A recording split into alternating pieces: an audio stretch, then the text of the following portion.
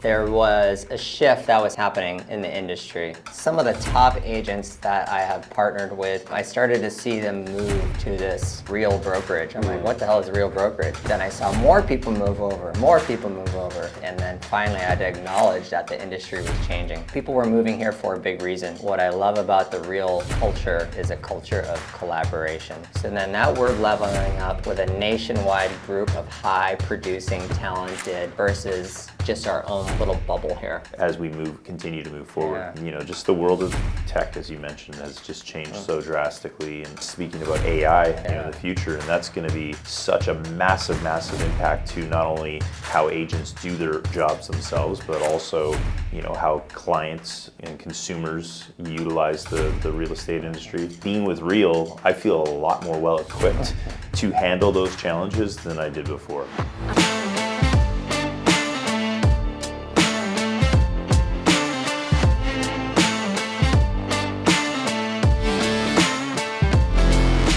So what's up, guys? Just 30 days ago, right? We made a decision that we were moving our team to Real Brokerage. Yeah, exciting. It feels like way longer than that. It does feel like longer than that. I mean, I think that there's been a lot of changes, I guess, new systems, new attitudes with the team. So I was excited, when you told me we were going to make the switch. I am curious though, what about Real, or what was it that made you want to get away from a traditional brokerage? Yeah, I know, hard to believe, right? After being at the same brokerage for probably 10 years, there was a shift that was happening in the industry, right? And as I always told Justin, hey, it doesn't really matter what anybody else is doing. We're running our own business, right? And we have coaching, we have our own marketing, we have our own admin staff, right? So we run it the way we run it, regardless of what brokerage we're aligned with, right? So never a big deal. But then there was a shift about 2-3 years ago where I saw some of the top agents that I have partnered with, collaborated with, we were in the same coaching program. I started to see them move to this Real Brokerage. I'm like, what the hell is Real Brokerage, right? So just started looking into it a little bit at that time, but then I saw more people move over, right? And then finally I had to acknowledge that the industry was changing, right? And how was it changing? Well, people were moving here for a big reason. And what I love about the Real culture is it is a culture of collaboration. What does that mean, right? I mean, I think you guys have seen it a little bit already, right? A little bit already. Yeah. With some of the changes, like you can elaborate on what you've been feeling. I mean, right, as an agent on the team here in the last 2-3 months prior to even making this brokerage switch. Yeah, I mean, I think with the previous brokerage, like Justin had said it before, he never felt like a super strong connection to it because it was just kind of the place where you hang your license, which I think, depending on, if you're an individual agent, you might be more in tune with what's going on with the people in your office, or, but as a team, we're kind of insulated. So, our collaboration has always just kind of been with each other. But what I have noticed with Real is that they really index on sharing information and, using the internet. Like becoming modern, right? So we can talk to people from, all over the country, different agents doing different things, learn about different markets, and a really like easy platform to share that on, rather than, looking up somebody's name and sending them an email. I mean, there's chat boards, there's, the workplace function. So it definitely seems a little bit more up to date, for how you communicate. I feel like the word collaboration is probably a little bit different than what most people would really interpret it to be. I think people think of it from the traditional sense of a brokerage where you have your office, you've got 50 agents in your office, and then you collaborate together and you work together to kind of... Yeah, you don't. No, it's not all the way down. And nobody comes to your office either. That's the other thing. I mean, we truly operate our own team and business. Like that's what it is. Right. And the brokerage that we were part of didn't really, in the big scheme of things, matter all that much. Right. Now, it's exciting because it truly, the word collaborate takes a different meaning, because we're now moving into a world where we are working closely with all these different agents across the entire country and in Canada as well. Love Canada. Right. But no, seriously, Yeah. I mean, it's such a unique feature of the brokerage model, this brokerage model, this culture of collaboration that I think just gives us so much of a lead up on, you know, what the industry is going to look like over the next 2, 5, 10 years. It's really going to continue changing and morphing. I mean, you know, no different than the NAR settlement, you know, that's just kind of happened right now, and you know, it's how we're all going to, you know, adjust to that change and continue to work through a culture of collaboration to become better agents. So. Yeah, and you know, I think that just like any opportunity, it is kind of what you make of it. You know, I think the switch from going, you know, from a big traditional brokerage to basically, you know, a virtual brokerage, what they call it. You know, using the technology and also kind of embracing the new culture is kind of up to the agent. I think that if you don't do that, it's going to be just kind of like anything else that you would see in a real estate brokerage. So I think, you know, it's really up to the individual to kind of maximize that opportunity. So I think that's good that we're kind of focusing on getting involved in it. Yeah, I mean, there's a huge difference, right? Yeah. There's really a huge difference. It's you've got a brick and mortar brokerage where there's an Right. owner of that brokerage, and you just communicate and talk with people within the brokerage. Right. They offer training. Sometimes it's good, sometimes it's not. Right. Right. But what's happening now is we are one brokerage across the entire nation. This Right. is what is a big difference, right? As opposed to maybe 30, 40 agents you could learn from who are all within your market. Right. Now, the best agents are accessible in Florida, New York City, LA, Chicago, San Diego, and we have complete access to all of them, right? And what happened for us is we realized that as the times are changing, right, we need to advance our level of marketing, our level of service to people, also our team training within. Right. So we were already making those shifts, and then going to a conference and solidifying what I saw happening at Real by meeting with a guy from Canada, Andrew Pullman, let's call him AP, and you know, he has moved from EXP, which would be considered a similar brokerage, to Real. And what is the difference? Again, he was seeing a difference of sharing resources, collaboration. He aligned with somebody who was essentially above them, and they're giving them all the tools and all the resources and all the procedures and structure to help them build that business, including be able to talk every week, every other week, and that's the culture of collaboration that's built. So it's phenomenal. Like when I met Andrew, we just had, you know, we were at a conference, we're talking through some of the kind of challenges that we're having in our business just related to leveling skills, right, accountability, and he's going, oh, this is exactly how we do it. We weren't even thinking about what brokerage he was just sharing exactly how he was doing it. Right. And then organically we started talking about, oh shit, you're at Real. Right. Right. Right, and so perfect. I've actually been thinking about it, right? And so then we dug into it further. And there's so much more, I guess, availability of tools for us to learn and skill and level up. So then now we're leveling up with a nationwide group of high producing, talented, high service agents versus just our own little bubble here. Right. Right, and it's inspiring. Right? You look at what they're doing from marketing, video, production, and how it is selling homes and helping our clients get the best results. Yeah. I mean, that's what it's all about at the end of the day. We wouldn't be making this move if we didn't feel like we could get our clients better results. Right. Yeah, I think it's not just one way as well, right? I mean, obviously, we're just introducing ourselves into the Real network and the world of Real, but yeah, I feel like, you know, we're obviously getting a lot right now, but we're going to be able to provide all the stuff that we're really good at and the things that we are, the reasons why our clients love to work with us. I mean, Right. we're going to be able to share that with everyone as well. Yeah. Well, I think it's like, too, like you said, it's inspiring. So, you know, if you want to, you know, keep improving, keep bettering yourself in this industry, you know, you start looking around and going, okay, like you said, all these very successful, driven, you know, agents that, you know, always want to be on the cutting edge, well, they're going here. So that must be that there's something to it, right? So big just time. just by being, part of that, kind of, you step your game up. It's really easy, like you said, if you're in an office and there's 40 people in there and you maybe say hi to 2 of them in the hall every now and then, but it's really easy to kind of just be in your own little bubble and not think differently, not collaborate, and think you're doing okay. And then you kind of wake up and look around and you go, wow, there's a ton of ways that we can level up and get new ideas and be more creative.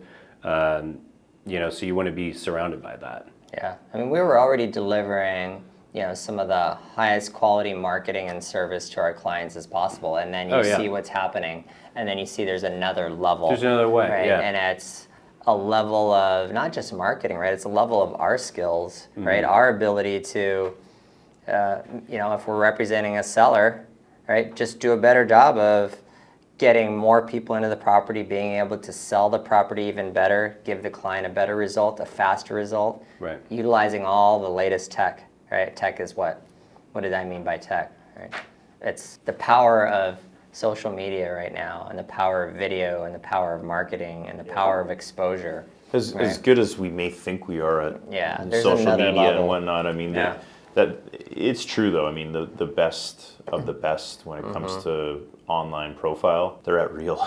And it's the way the world is moving. I mean, we just had a little webinar the other day where it was all about social media. I mean, we use social media. We're pretty good at it, but we learned a bunch of new stuff from it. It's kind of mind-blowing that you can just learn that much, and especially with the fact that even the social media channels that people are utilizing is continuing to morph.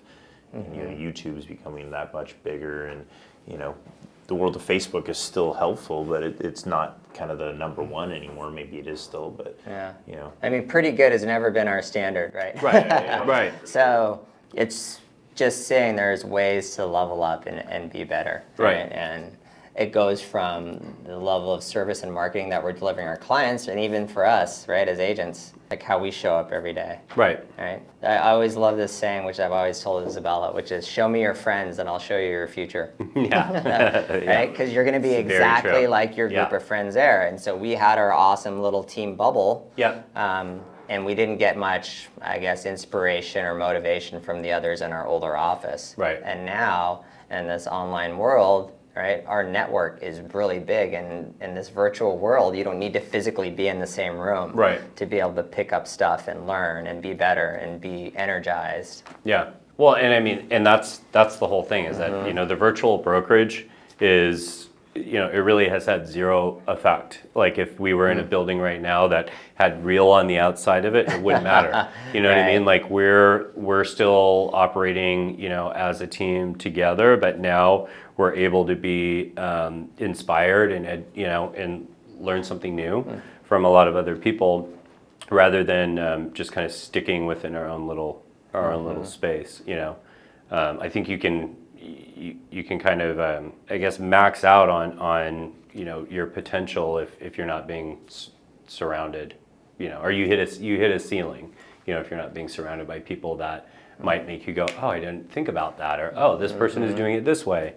Not that we were ever bad, we were doing great, but if we're all hungry to be even better, why not? Yeah, this true model that results in this culture of collaboration is fantastic, right? Because we are now not having to the mindset is not around there's one pie and I got to get my share of the pie, and otherwise somebody's going to eat it, right? The pie is freaking enormous, right? So we can share resources and help each other be better, right? And yes, there's a financial component to it, right? That incentivizes and allows other people to want to share more things.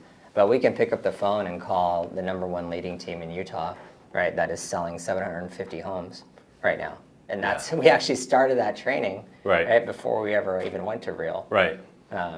So it, couldn't be better. Couldn't be more excited. And we have this awesome new office here. Right. Like physically, we've been here 7 days. Yeah. Is that it? Yeah. But that's interesting that you say that, because obviously one of the main things about a traditional brokerage model is you have your office, and we had it. team set up at the brokerage. We had our office spaces, and now we're in this cool new space. And obviously it's taken a little bit to adjust to, but at the end of the day, it just shows for us as a team that the most important part of all this is the team and our cohesion and working together, and having that physical location, I think, is such a huge thing for us as a team. Right. Yeah. If we didn't have that, I really think we would, we wouldn't have that cohesion. Well, let's be real. if when we talked about it, if I said, hey, we're leaving and we're not going to have any office space and we're going to be 100% virtual, I know, there would have, especially you, right? Rightfully so, would have said, Maynard, that's a bad move, right? So a big part of our move was actually making sure we secured some office space, right? And we have this nice modern office here. That is fantastic. But really, right, that's just one piece of what our team is important to our team. Right. Yeah, I don't do well at home. It's too distracted. I need an office. But back to kind of the sharing part of it. Like, I think it's also reflective of how the real estate industry used to be, where agents were kind of gatekeepers of information. Now information is abundant. Everywhere. There's information everywhere. You don't need you can look up listings. You can look up price history. Anybody can do that, right? So the gatekeeper of what's on the market is not a real estate agent, right? But real estate agents also were like, you'd be looking at some other agent being like, wow, they're crushing it. I wonder what they're doing. They're maybe not really going to tell you what they're doing because they're afraid. They're like, well, I don't want my competitor, to learn my secrets. But in this environment, it's kind of like, yes, like one, it'll strengthen the brand if everybody's doing well. But it's like, if you're confident in what you're doing, you sharing that information, I think it even makes you a stronger agent. Absolutely, right? Information is what? A commodity. Information is a commodity, right? Right. So what do you do with that information? Right. Right, so don't withhold the commodity anyway, right? Don't worry about it, right? Right. Yeah. Just be a badass. Yeah. And share your information and see what happens. Right. We talk about that all the time with our clients. I mean, don't hold back the value, right? I mean, we want to make sure that we are providing as much value to our clients as possible, whether or not they're working with us or not. We just want to be the wealth of knowledge for people, and it's kind of the same mindset that Real Brokerage has. Just definitely totally aligns with us, right? Yeah, totally. If we're of service, right, the results will come, but have a mindset of service first.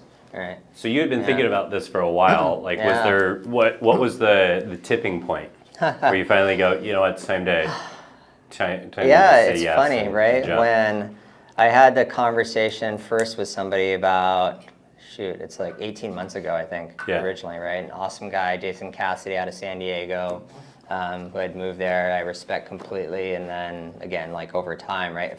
It's funny, right? That when this is probably something that would make sense for you, but you don't make the decision, right? You have a little bit of uncertainty. Feel like you got to figure it all out, right? It just wasn't the right time. Right. And but the things that we were changing, right, to improve our, right, I guess, agent skill set, right, kind of agent performance, right? We were working on ourselves, right, to be able to better service our clients. And then we went to a conference, right, where I just organically ran into other awesome real people, right, that I didn't even know were real to begin with. I was just learning how to, improve our operations, improve our team's skill set, improve the culture of a kind of accountability and performance, and then through that, just learned about real. But I think it's important to, note that we wouldn't have changed brokerages if it weren't for going to real. Oh, yeah. Like that's the reason we moved, is because the great opportunity that this brokerage provides. Right, the structure's completely different. There's nothing against our previous brokerage. They do a fine job. Absolutely. I mean, job. There's some amazing agents in that office and within the company. I just think for a team, the culture of our team perfectly aligns with the culture. Doesn't it feel right? I mean, that's the thing, right? When we made the move, we're like, these are our people. Right. Right? Yeah. You want to be around the people who who feel like you versus, in our own bubble. And sometimes you just got to acknowledge, right? Justin and I always talk about, the grass may always seem greener on the other side. We just didn't make a move for the sake of moving because other people are moving. So I think that's important to know too, right? Is it was incredibly well thought out, right, before making such a decision. And it's just been awesome from the beginning. So I think sometimes agents will, you'll see agents switch brokerages every 6 months. Yeah. And they're like, I'm not getting the leads here, or these people didn't do this, or whatever. And it's like, just switching brokerages isn't, from, going across the street isn't going to make that big of an impact if you're not changing. I mean, it has to be impactful. Yeah. And, changing from one to the other, unless there's an impactful change, doesn't really do anything. Right.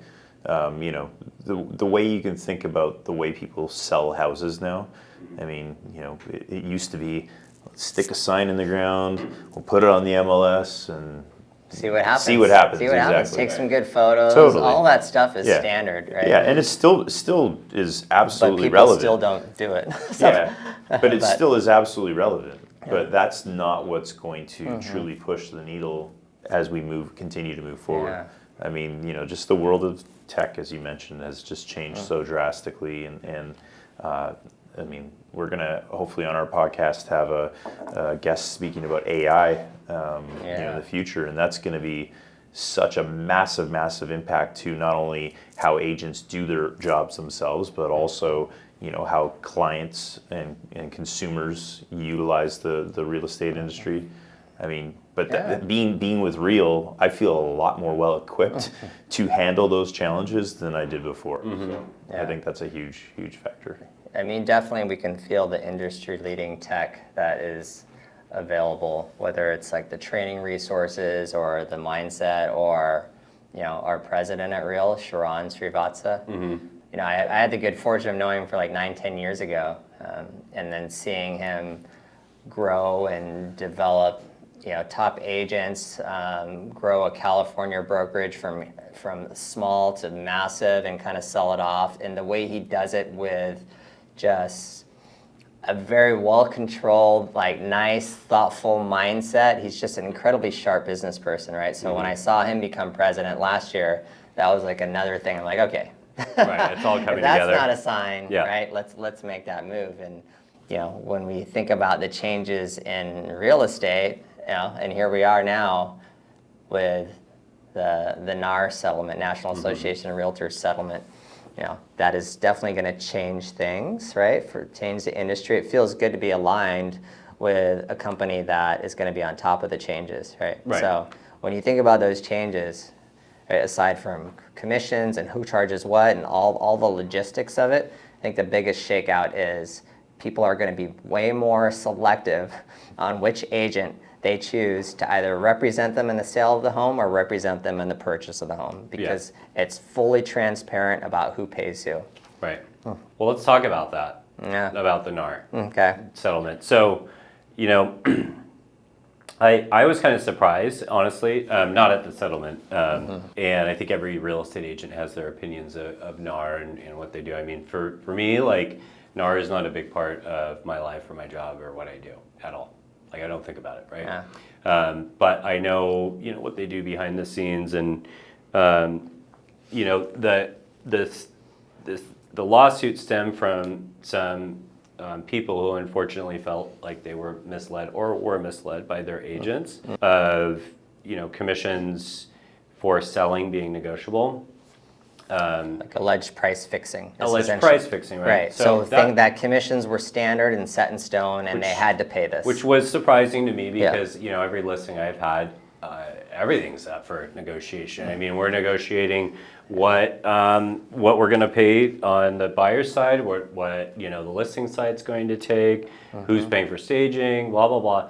Everything's been negotiated with every single sale. So I guess maybe it's a different market, but I felt like that was understood. I think that now with the awareness of real estate commissions being negotiable, I think that a lot of people might have an assumption that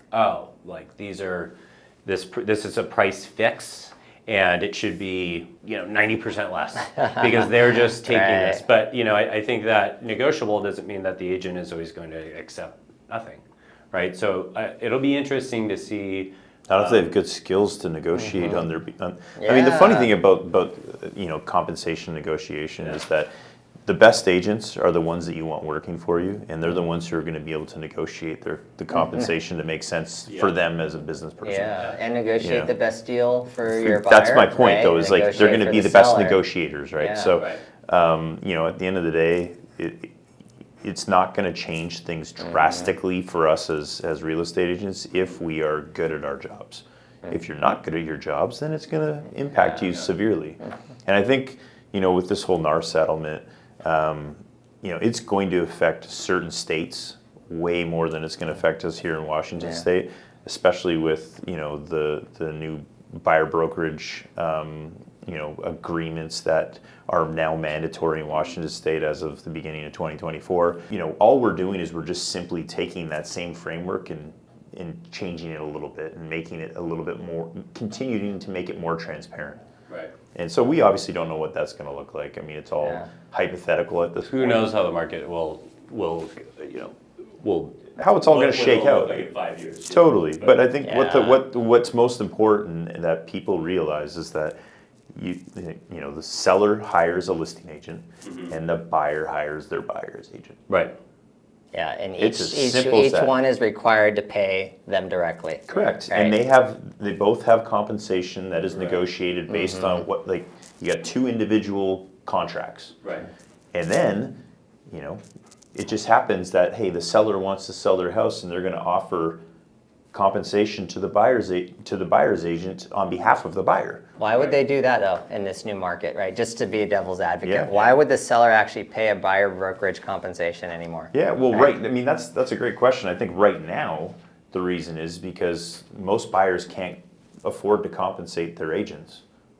If you want to be truthful about it, they don't have extra cash in their pocket to be able to compensate the people who are supporting them through this life-changing transaction. Yeah. They want to see that go towards their down, which is usually especially for a first-time home buyer, if you're not selling something, that's the hardest thing to come up with. Yeah. So, I think that if you're listing, you're going to be thinking, okay, I want, as many people that are interested in my property to be able to purchase it. You don't want somebody to come to the table and go, I love the price, but guess what? I don't have 15. I can't afford to pay I don't my have 15 buyer's grand, agent. to But I want a buyer's agent. But I 'cause want want one. to be represented. Right. So, I think that, and then that goes into the argument, which was made that housing prices are, overly inflated because of these commissions that are baked into the price of the home. And there's I have two feelings about that. One, it's like anything that has a cost of selling, of course it's changing the price of the home. I mean, if you import a good and you pay a tariff or a tax on it, and by the time it hits the shelf, that person selling that, of course, has to take into account their cost. But to think that it's a one-to-one ratio, that housing prices are going to drop by 50%, or 3%. by 3%, as an example. right? Because the seller's not going to pay a buyer's agent. Well, you're also going to have a lot of buyers drop out of the market because of that. Because just like what you said. So, I don't see it as anything being a price fix. And I've personally, never ever steered a client and gone, I'm not going to show you this house, or I hope you don't like this one because the commission is lower than this one. Then the other argument was that if you're the buyer's agent and the seller you're getting money through the seller, that you're actually working for the seller. I've never ever thought about it that way. Right. You never Because it's talk like, with the I seller actually directly. don't care. If you want this house, I want you to have this house. If you don't get it or you don't want it any longer, I don't care. I want to sell you a house that makes you happy, so I'm working for you. And we do that all the time. So I've never thought I'm working for the seller, especially if you're negotiating price. I think that it's kind of created a lot of fear and maybe some distrust, which is going to be important for us to be able to communicate that, I don't go, oh, this one's 2.5, this one's 2%, this one's 3%. So I'm going to, get them to like the 3% one. It's really not that easy also. Yeah, there's only so many houses for sale, Buyers right? are- So for you to be able to actually steer people Buyers are going to like what they based like. on compensation Yeah. is kind of ridiculous a little bit. But Totally. yeah, things will definitely change, that's for sure. I think it's going to change for the better for the consumer, right? Because they're going to be able to have a little bit more awareness if they didn't. Yeah. Maybe our clients have always been aware that you can negotiate your listing commission or you can negotiate your buyer commission, Yeah. right? But not everybody's been aware, so awareness is always a good thing. Yeah. It'll force, I would never want somebody to be surprised or disappointed at the end of it. and all of us just need to be even better at our jobs because, which we always strive to be, but because buyer and seller want to make sure they're paying a fee or commission that is fair based on the services that we provide. So Right. luckily for us, there's not a lot of change in the information and the services that we deliver. Right. And we're going to get the client to the same path. They're going to either buy a house or they're going to sell a house, and it's going to be awesome service. Right. Yeah. Well, consumers have always had choices, right? Yeah. They've Yeah. always had the ability to choose who their agent is. Yeah. And, that's why I really, really love the changes that were made at the beginning of the year in Washington State. And that's why I feel like Washington State's so far ahead of the game. I just love the fact that there's more transparency in how agent compensation is handled and the fact that you have to have a buyer's agency agreement in order to be able to support a buyer through the process of showing homes or writing offers or whatever that may be. And so that's where I think, there are going to be changes and they're going to be big, but I don't think it's going to impact us here in Washington State nearly as much as it's going to impact certain other states where they're just way behind the eight ball in terms of just the idea of buyer's agency. Like they don't require buyer's agency agreements, right? Yeah, So, and I don't know what those states are, right? And this No, is of a new course. change for us. Yeah. But Yeah. one thing that's certain, right? There's still a lot of people who don't know today because this law has only been in place 2 months that they Sure. need to sign a buyer agency Right. agreement. But Yeah. we've been thinking about it for a while at least. Yeah. Yeah. I mean, there will be some changes that happen. The thing is, we're just going to be at the forefront of it. I had a good conversation with one of our clients where we have that awesome Whidbey Island listing, right? And we just had a very kind of upfront discussion. She goes, "I thought about you when that NAR settlement came." She's like, "Oh my gosh, I wonder what's going to happen." Right? And so what's great is she was able to read it and quickly articulate that, so not too much is going to change for us because I've always been aware that we can negotiate the listing commission and the buyer commission. And I know you're going to be great, Maynard, because you always deliver top-notch service and you go way above and beyond what you do. Right. So I'm like, oh, that was great. I was Yeah. I was worried about having that discussion. Right, Just right. because it's, what are the questions she has, not Right. even knowing what she's going to come up with. And then it was actually a pretty straightforward discussion. Right. Yeah. So that was good. I That was think, good, yeah, right? I think, no matter how it shakes out, like there will always be a place where, we're getting, the maximum proceeds to that seller, right? So if that requires an investment into the home, if that requires, our own fee, that is always our goal. So that hasn't changed. And the buyer's agency agreement, I think, is interesting too, because when that first kind of got, dropped on us in the beginning of the year, I think there's a lot of agents that are like, oh, this is going to be weird. I've got to, talk to the. Yeah. But I think, a lot of agents have come around on that, including myself, that it's like you're establishing a professional relationship, and there's trust there, and I haven't had any problem with it. So I think that this, it's kind of nice to get that out of the way, so that way there isn't that person that goes, oh, I didn't know that this was being paid or whatever, so. Transparency is a good thing. Of course. Just kind of what you're saying, Of right? course, Yeah. 100%. And it has this change that we had hasn't been that bad, and we will make sure that whatever changes are required in the future, we'll be ready to, communicate with our clients and still deliver the best service that we can. That's the best way to summarize it. Right? Well, but I would even go further in saying the changes best not the best way. aren't that bad. I would say the changes have been fantastic. Yeah. It Yeah. does nothing but provide everyone, Yeah. that much more comfort in the whole process. As you guys know, I'm Canadian and coming from Canada. It's Are you really? There's a lot of Are you laughter really? there. As you know, Did I? you're Yeah, Canadian I American. did. That's right. I forgot always about that. forget, dude. Yeah, because But, you don't eat a lot of poutine when we're yeah, at our meetings or yeah. anything. But like, I've always thought the process of buying a house. I always thought the process of buying a house here in the U.S. was a little bit more complicated than it really needs to be. And I think it's kind of where we're starting to go is where it's able to be a more transparent and seamless process. There's still all the different parts to it. I mean, there's people talking about the fact that buyer agency is going to go away. Well, I think we all know that's not going to be the case because people still need support and help. Oh, you're saying buyers.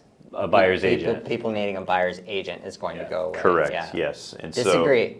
Yeah. Well, I mean, I can't see how that would ever happen because I mean, I know for myself, would I ever feel comfortable if I weren't a real estate agent to go through the process of figuring out what I want and then also getting what you want and all these different things to do what's one of the most important things that you'll ever do in your entire life and not have someone truly be an advocate for you and represent and protect you. I mean, of course, we've all rescued a deal that's like this is going sideways and it's not good for my client, right? So how do we either get out of it or get what is needed to close the transaction for that client?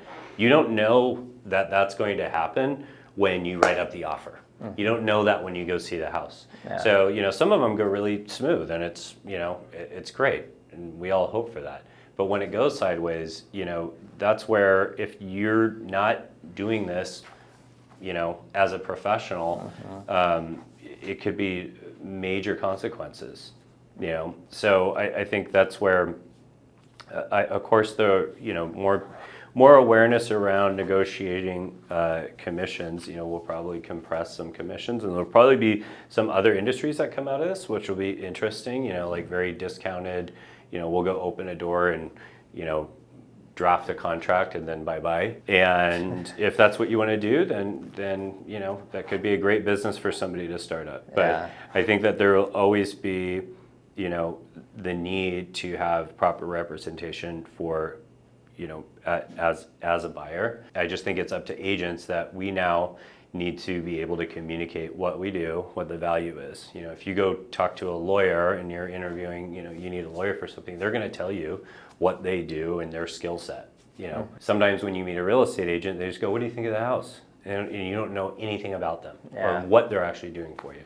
So I think that's going to be really important.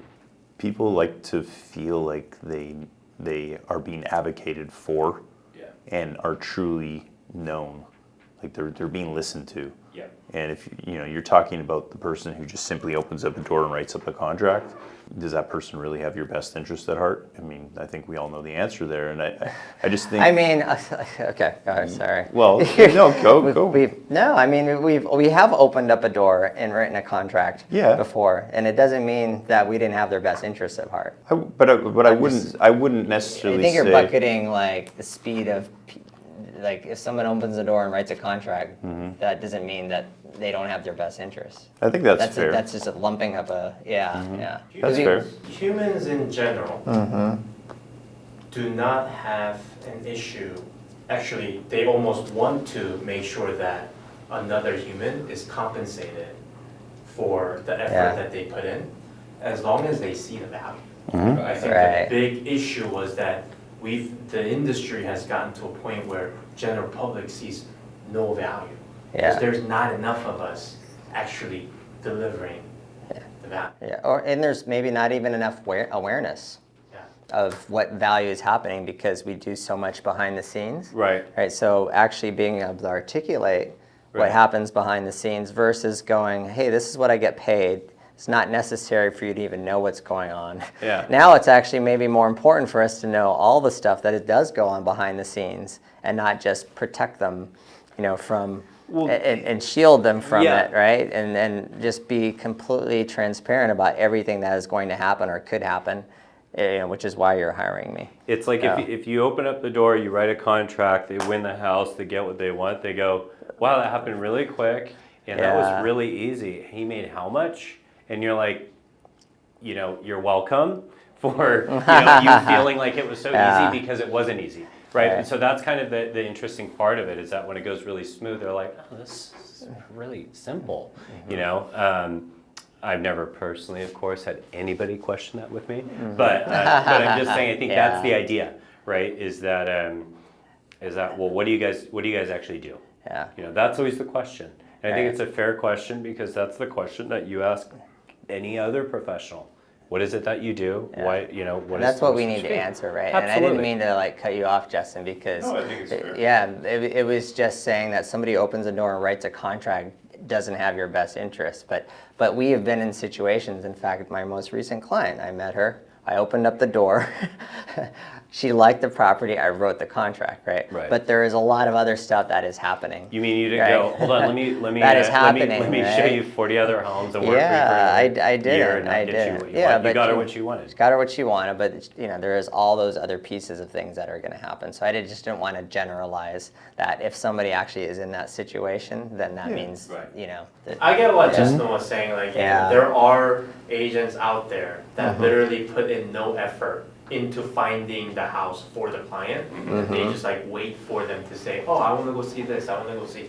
Like I think that's what you were referring. It's not necessarily the number of, but like the pure effort that goes in. And I've seen this. Like I've had people tell me like, I don't hear from them until I say I want to see this house. right. How does that even work? But that's frustrating for some people if they actually want them to find the house. There are some other agents who love, or buyers who love all the tools available to them, and they're happy. So that's the problem, right? There's too many different experiences. Some people think that experience is terrible. The agent didn't even find me the house, so they don't deserve the money.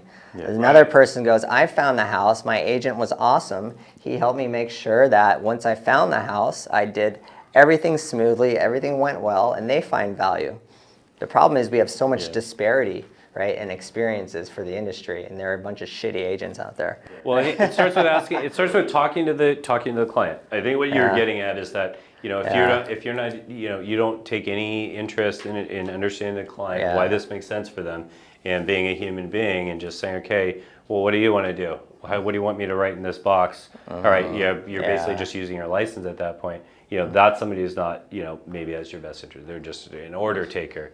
Right, but Again, it's hard. Depends, right? It's hard to generalize. You talk to the client, and you say, people, "Hey, would it be helpful if I, shared homes with you?" No. I because I've had clients go, "Now I've got so many app alerts and blah blah blah. If you see something really interesting, go ahead and send it." Other people go, "Yeah, I don't have time to look.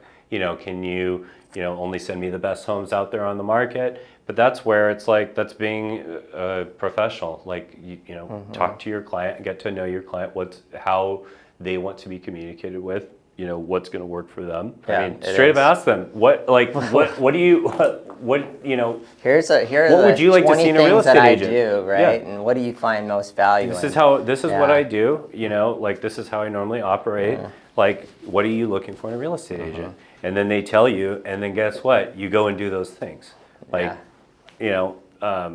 I think it's the transparency, understanding, communication. I think as Maynard said, I mean, there's a lot of less than desirable real estate agents in this industry. Well, it's a low bar. There's a low bar to get in. It's a very low bar. Low barriers to entry for sure, and I no one will deny that. But there's a lot of less than desirable agents out there in the market, and I really hope and think that we're going to end up seeing some condensing of the agent population. Right? Truly the agent population. Well, it's true, but It's like what is that? God, evolution. When people start to die off.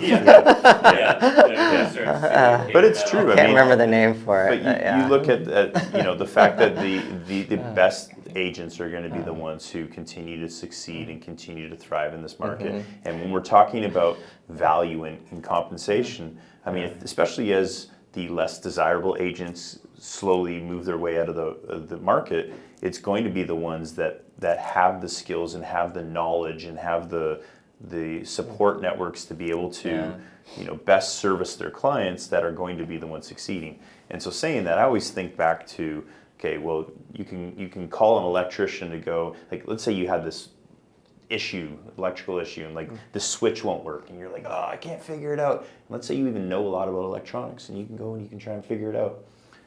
Well, guess what? You can't figure it out. So you call the electrician, they go and they come and they go, oh yeah, you leave 5 minutes later and you get a $500 bill in the mail. Yeah.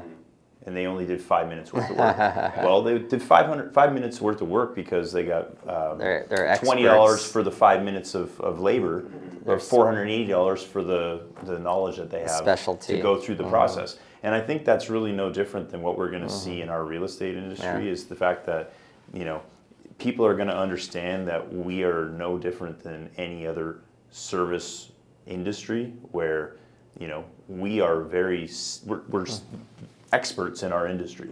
We know our industry like the back of our hands, and that's what people are really wanting, is to feel that they are hiring someone as their agent to do everything the way it needs to be done to make sure that they get the house they want for the price they want, the terms they want, and all these different things. Yeah. Sounds like you develop a personalized game plan for every single Correct, client that you work exactly. with. Yeah, That's exactly right. it is. Yeah. I mean, the market, you know, both in prices of homes and commissions, will find itself. You know, it's it will naturally happen that way. Yeah. So I think you'll see some agents that, you know, they're not going to reduce their commission at all because they don't have to.